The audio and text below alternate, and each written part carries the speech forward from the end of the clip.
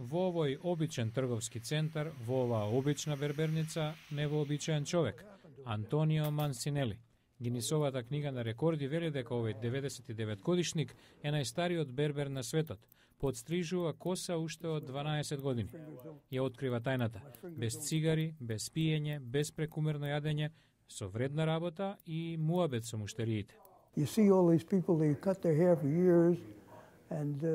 Ги подстрижувам со години и сакам да продолжам. Не ни помислувам да се пензионирам. Ќе продолжам до крај. Сега за подстрижување наплаќа по $12. Кога ја започнал кариерата 1920-тите по 25 центи. Берберите тогаш се грижели и за други нешта освен косата.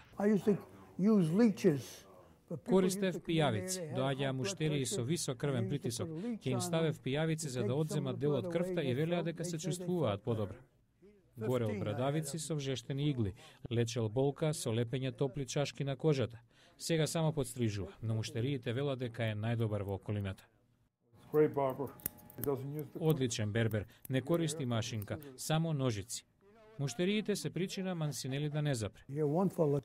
Дојде еден човек и ми вели: Антонио, можеби не се сеќаваш на мене, ми ја подстрижуваше косата кога бев детенце.